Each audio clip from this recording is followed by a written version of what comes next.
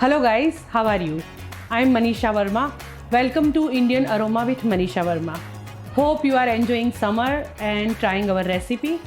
So today we have a Nitya with us.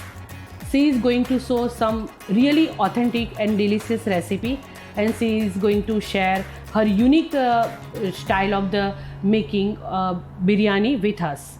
Nitya, welcome to Indian Aroma. Thank you, Manisha. I'm very excited to be part of the show and to share a very special recipe to my heart because it is a dish from where I belong, a place called Hyderabad in India. And what we're making today is Hyderabadi Chicken Biryani. Yes. It is different from other biryanis you would have had because the specialty is that you cook raw meat and layer it with semi-cooked rice and you cook it all in its own juices. So the end result is a very flavorful meat and rice dish. So I'm excited to make it for you and I hope you like it. It sounds really, really delicious. Yes. And I can imagine is you belongs to Hyderabad and how it's special for you too. Yes, for us it's very special in a way that we eat biryani even for breakfast most of the time. So it's a staple in pretty much everybody's diet in where I come from. So it's very, we have it all the time. Right, and I think it's very famous dish in Canada. Yes. Because everyone they like the biryani. They Yes. like the basmati rice, right? Yes. And especially chicken biryani, they love it. Yes, it's a great dish in a way that you have the meat and the rice coming together to make like the one thing. We're used to eating it separately, but this is the one dish that inculcates all the flavor of the meat goes into the rice, and we use extra long grain basmati rice, so that takes in all the flavor of the meat, and the whole dish is just very yummy to eat in the end. Yes. Okay. So before we start to cook or preparation, I would like to tell you about you something. Yes, my name, I'm Nitya, you know that, and I live in Fredericton. I've been in Fredericton for the past 3 years. I live here with my husband and my toddler. She's 3 years old now, my daughter. So it's the three of us, and we love it here. It's a beautiful city. I like the serenity. I like how calm it is.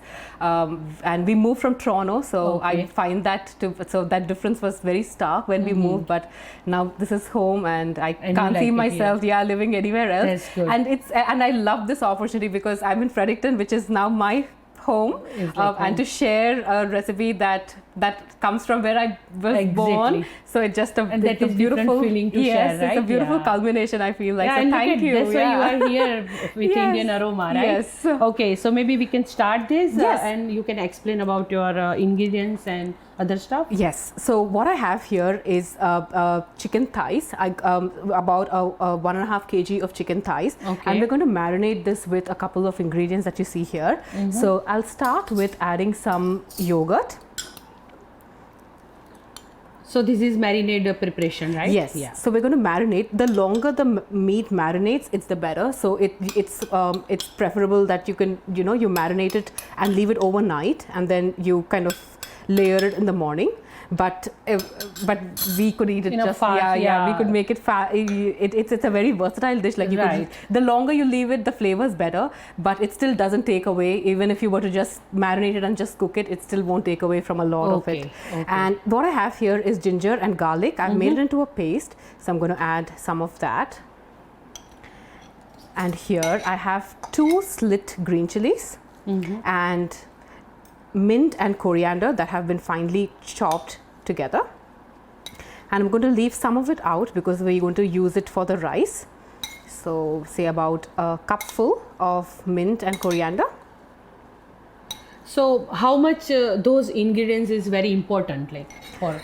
Yes. So this is about a 1.5 kg of chicken. So for that you would need about 1 cup of yogurt, 2 tablespoons of ginger garlic paste, and a cup of roughly chopped mint and coriander, and 2 slit green chilies. So that's what has gone into this so far. Yeah, I am asking because it's authentic biryani, right? Yes. Chicken biryani. So is a ginger and garlic is must, right? Yes, ginger and garlic is a must. Pretty much everything that you see here is a must. It doesn't take a lot of ingredients, and all of these ingredients you're able to get in the superstore. Right. So it's easy to source, and there are just a few, but they're mandatory. Like this is the flavor that of the dish. Yeah. So you really need pretty much everything. So after this, we're going to add here. So I have here red chili powder, turmeric, garam masala and salt. So that would be about 1 tablespoon of red chili powder, half a teaspoon of turmeric, a whole tablespoon of garam masala, and salt to taste, about a tablespoon. So we're going to add all things. all of these in here.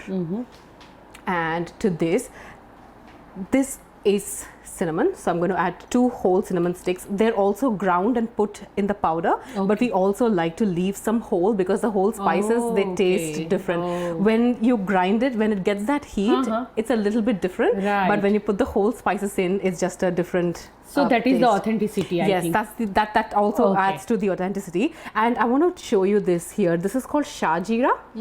This one particular spice is called shajira. You get it in the superstore or Indian stores here. That's I would say is what sets it apart. Not a lot of Indian cooking uses shajira, but for Hyderabadi cooking, especially biryani, specifically, we definitely need to have some and shajira. I can feel the fragrance. Yes, I can smell. It's so good. Yes. So that's that, and then finally we're going to add some the juice of 1 whole lemon. Right. And to top it off, these are some onions that I've fried in ghee beforehand. But you can buy them store bought. They come as a packet of fried onions. So we're going to add some of it to our mix here, and we're going to also let some be to layer it over the biryani once we leave it to cook. So we have everything in. So you don't need to grind that. You just use the chopped onion. Just chop it and then just let it fry in ghee or any sort of oil till it just browns, and then that's it. And we'll add just a little bit of oil to this whole marinade.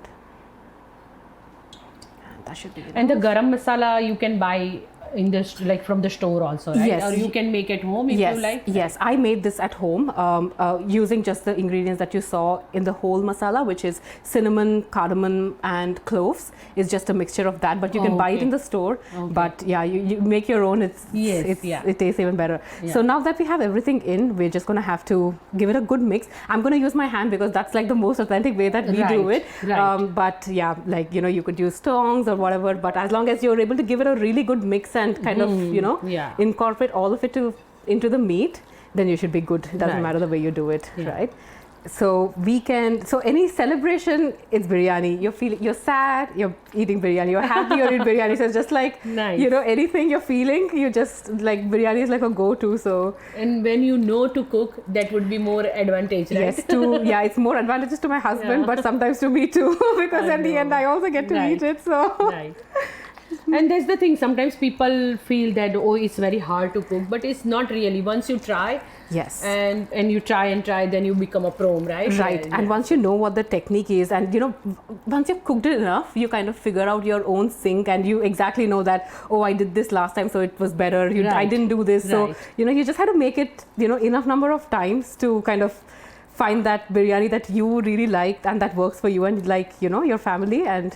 And when you go to the restaurant, is sometimes when you order, it's really you feel it's costly. Yes. But when you make at home, economically is very the cost you is can make uncomparable. more quantity. Yes, it's uncomparable. Like you get a pack of meat, and it's just the cost to get just one plate of food from outside versus it would probably cost me just as much to kind of get all of this ready today, right? So the cost is just that's a very big factor too. And then and the good thing is once you have it, it stays good for a while, and it reheated also tastes very nice. So I usually make biryani on Friday evening and then I let it be. So we have Friday dinner, and then we have Sunday lunch, and sometimes it gets left over until dinner, but then but until Sunday night, that like Saturday night, I don't have to kind of cook, right? So I am so it's a dish that is loved and everybody eats without complaining. So it's my baby likes it too, so it's a good win-win. And this looks really tangy also. Yes, the lemon gives it that nice tang. The garam masala gives it the heat, and then we also added the green chilies. So the spice is offset by that little bit of lemon that we add. So it's just that right balance of everything that goes in it, right? And when it comes together with the rice, and then we add the ghee and everything, it's just it's just going to taste really nice. It would be like really a great treat. Yes, oh my God, yes, it is going to be a good treat. So while this is setting and marinating, now we'll focus on the rice. So what I have here is 2 cups. So for about 1.5 kg of chicken, I'm using 2 cups of basmati rice. I've washed it thrice and I have soaked it. So I let it soak for about an hour before we're going to use it. So now what we're going to do is we're going to boil this rice in about 4 liters of water. So it has to be a lot of water. Right. And we're going to cook it till it's about 70% done. And then we're going to layer this raw chicken with 70% cooked rice and then let it all steam together. And that's what will make, that's what the dish is. And what you see here are all the ingredients that we're going to cook the rice with. So come, let's make the rice. Okay.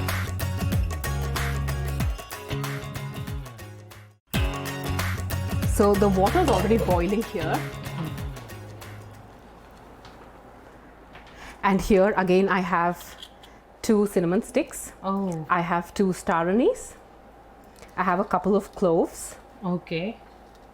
So what is the reason to put in a boiling water this in like spices? Because we're going to cook the rice in this, so the water gets the flavor of all of these different spices. Yeah. And here now I'm adding some cardamom, and then the rice cooks in that. So the rice already comes with that underlying flavor of all the garam masala, and then when it mixes with the meat, it gives it that extra kind so of water absorbs all the spice, the fragrance, and yes, and the water takes it, and that water is then in turn absorbed by the rice. So it just makes it all.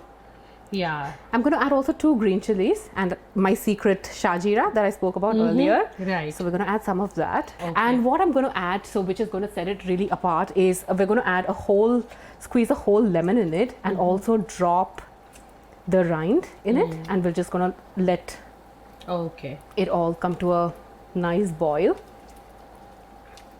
And lastly, we're going to just add some salt. Just sufficient salt. And now that everything is boiling, we will just transfer our rice to it. And you have to cook like halfway, right? Yes, we're going to cook it till it's not fully cooked, maybe about 60-70%. And that's why I said you need to cook it in a lot of water, so it's not kind of getting done at any point. So it just it has free flowing water, and all that grain is just absorbing it all. So this is going to take, say, about 10 minutes to get to the stage that we want it to.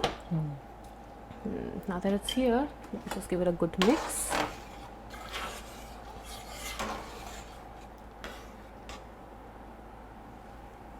And we'll just let it be. We'll come back to it. So we want a thicker bottom pot, whichever that is. It has to be a little bit thicker than your usual pot, because we're going to just leave it on this flame for about 40 minutes. So we don't want it to be thin, so the meat gets burned. We don't want the meat to burn, but just be cooked about just right. So what we'll do is we'll layer this marinated meat in the bottom and keep it as tight together as you can.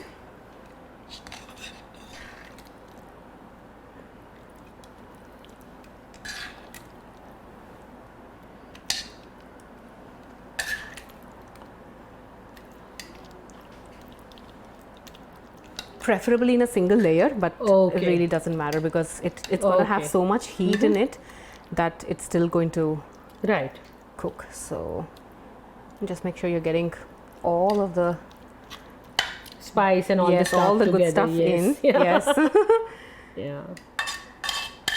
And what is the nutrition value? Can you explain that? It's when you eat biryani with your heart. You don't think. I know. But like still, there is nutrition value also, right? Because there is protein and there is carb, and they're all necessary for our 100%. body, right? So there's just there's all the good ingredients that we use, like there's turmeric, there's ginger, and all of that. all also spices, that goes along with it. Yeah. So yes, it's a very proteinaceous kind of food, right? So it's just a lot of meat, and so it could be even eaten on diet. Like I've eaten it on a diet, like where I would eat more of the meat and take a lesser serving of the rice. But but like I said, when you eat biryani, you eat with your heart. Exactly. Yeah. So this is how this is going to look like, and we'll wait for the rice to boil, and then we'll layer it. And one more thing, what sets the Hyderabadi biryani apart from other biryanis you would get is we also do a layer of sealing with dough. So this is dough. So this is just like dough. Just take any flour that you have and make dough. And what we're going to do is we're going to seal the edge of this with. It doesn't matter whole wheat or. It doesn't matter which dough. As long, so why we're using it is so that the steam doesn't escape from the side when you cook it. So that's why it's called a dum biryani. So dum is like steam cooked almost. So it everything just cooks in its own steam, like right. So we'll just. And in India, sometimes people use different type of stove and authentic kind of we call the chula, and they use for the biryani. So authentically, like if we were to just go to Hyderabad and see how it's done and buy it from there, this would be cooked over a big firewood cooking. So it would be made in a very big colander, like over a firewood, but this is like the adapted kitchen, like everyday cooking version of it. But still we can make it. Yes, and it still just tastes just as great. And there's the things, right? People can make like easy way, but still it's delicious. Exactly. So, and some dishes are like that. The method of cooking matters, but only to an extent, because the end result is just so good. Like you're like, okay. And you try to keep authenticity also. Yes. So we have this done and ready, and now we just have to wait for the rice to cook, and which it looks like it has. Now with this rice, how you test it to see if it's done? You pick out the rice, and then you just pick any one grain, and you can, when you kind of try to pinch through it, you find it has to be at a point where you still have a little bit of a bite left, and I think it's kind of cooked to that point now. So this is how it will look. So the grains fully opened up, but it still has like a little bit of cooking left to do. So at this point, we're going to turn the rice off, and I'm going to now bring the biryani pot here, and we'll layer the rice. So you just want to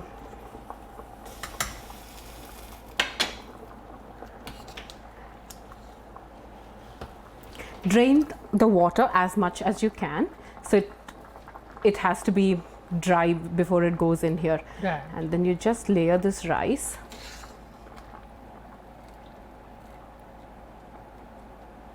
So rice looks perfect. Yes, the rice this is how it's supposed to look, like individually, just every grains looking like.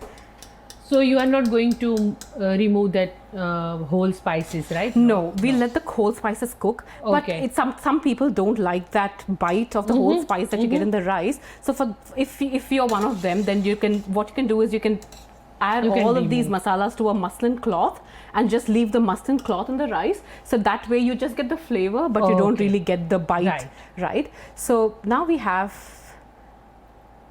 this rice ready. So for the garnishing, I'm going to use the leftover of the coriander and mint. We just spread them like so on mint top. Is important too, right? Yes, mint is also very important. Like I said, there's only a few ingredients, but none of the ingredients you can compromise. You'll need them all. Exactly. And these are the fried onions that we had made earlier. So we're just going to add some just from the top. So when you mix it all, it's just going to come together really well. And then this, I have some saffron that I soaked in milk. So we're going to just add some saffron, and then the final ingredient we're going to use is the ghee. Purified butter. Yes, this is clarified butter. It's called ghee. So we're just going to put it everywhere and just measure this with your heart, like I said, because the more the better. So this is what gives it that really nice flavor. Indian people love the ghee. Yes. And now this is ready, and now all we have to do is now just make sure that your dough is here. So how we're going to seal it is we're going to just make sure that it's sitting over it, and then it seals. So now you'll feel it. You have to make airtight. Yes, it will become like you'll feel it when you when it all sets right. So this is not going to move now. So once you have all of this ready, you put it on your flame and you put it on about 7. So I would say like Medium? medium to low. yeah, medium to high, like High, between high and okay. medium, Okay. because we just want the steam to start kind of coming through. Yeah. And when the steam comes in, you'll be able to see it. Or if the sealing is done really well, you don't really see it. So we can also time it. So say 20 minutes in medium to high heat. Okay. And then we further reduce it to about 30 minutes in very low. Like at that point, we'll make it into the lowest possible setting Okay. and let it all just sit there.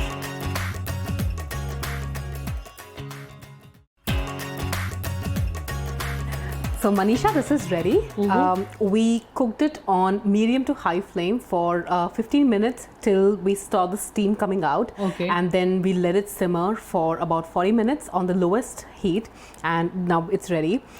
So when the steam's coming out, I identified a couple areas where there was a lot of steam escaping. So I made some extra dough and just laid there so the steam would just all sit.